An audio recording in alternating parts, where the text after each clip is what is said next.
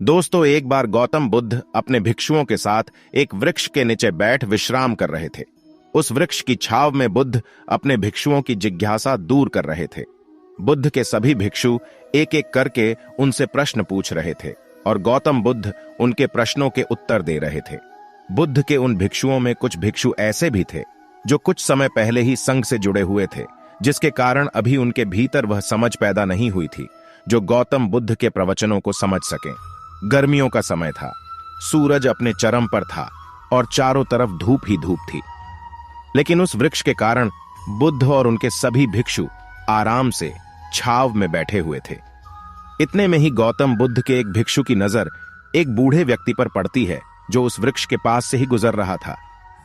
वह भिक्षु उस बूढ़े व्यक्ति को देखकर अचानक से ही हंसने लगता है। उस बूढ़े व्यक्ति की उम्र बहुत ज्यादा हो गई थी, जिसके कारण उसकी कमर मुड़ गई थी। उस बूढ़े व्यक्ति के हाथ में एक डंडा था, जिसका सहारा लेकर वो बूढ़ा व्यक्ति अपनी मंजिल तक पहुंचने का प्रयास कर रहा था। उस बूढ़े व्यक्ति का शरीर केवल हड्डियों का ढांचा मात्र था। अपने भिक्षु को हंसते हुए देख बुद्ध उससे कहते हैं कि मेरे प्रिय, कृपा कर हंसो मत, क्योंकि जिस व्यक्ति को देखकर भी हंस रहे हो वो कोई साधारण व्यक्ति नहीं है, बल्कि वह व्यक्ति इसी क्षण तुम्हारे जीवन को रूपांतरित करने की क्षमता रखता है। जो आज तक मैं तुम्हें सिखा नहीं पाया, वह यह बूढ़ा व्यक्ति तुम्हें सिखा रहा है। इसके द्वारा दी गई सीख को बेकार न करो।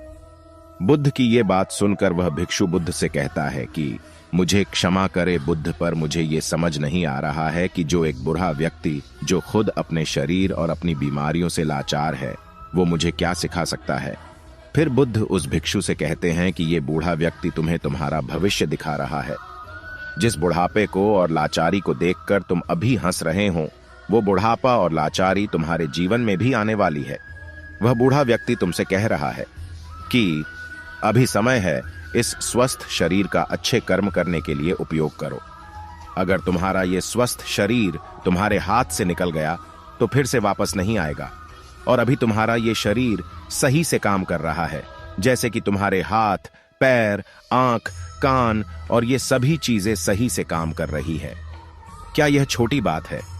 और क्या तुम इसे मामूली सी बात समझ रहे हो? यह घटना कोई साधारण घटना नहीं थी जो अभी तुम्हारे साथ घटी, और यह घटना तुम्हारे जीवन को बदलने की क्षमता रखती है।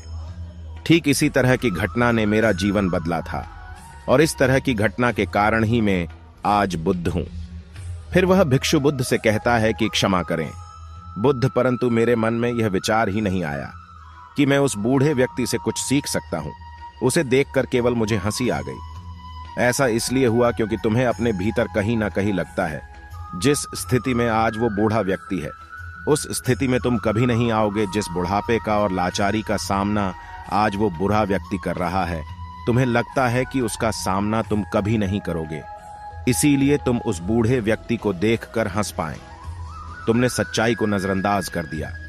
अगर तुम सच्चाई को देख लेते तो चाहकर भी अपने आंखों के आंसुओं को नहीं रोक पाते, परंतु तुमने सत्य को अनदेखा कर दिया और तुम बहुत बड़ी संभावना से चूक गए। बुद्ध की ये बात सुन वो भिक्षु बुद्ध से क्षमा मांगता है और ये निश्चय करता है कि वह अपने स्वास्थ्य का उपयोग अपने अहंकार को बढ़ाने में नहीं, बल्कि परम सत्य को पाने में करेगा। दोस्तों, जो लोग इस कहानी को सुन रहे हैं, हो सकता है कि बड़-डैडी समस्याओं में हो, या हो सकता है कि आप परेशानियों में हो, लेकिन फिर भी एक बात को हमेशा ध्यान में रखना है कि जब तक आपका स्वास्थ्य ठीक है, तब तक आप किसी भी बड़ी से बड़ी समस्या से बाहर आ सकते हैं। दोस्तों, इसीलिए बुद्ध ने कहा है कि हमारा स्वास्थ्य हमारा सबसे बड़ा उपहार है जो हमें इस सृष्टि से मिला हुआ है, इसीलिए इसका उपयोग सही से करें।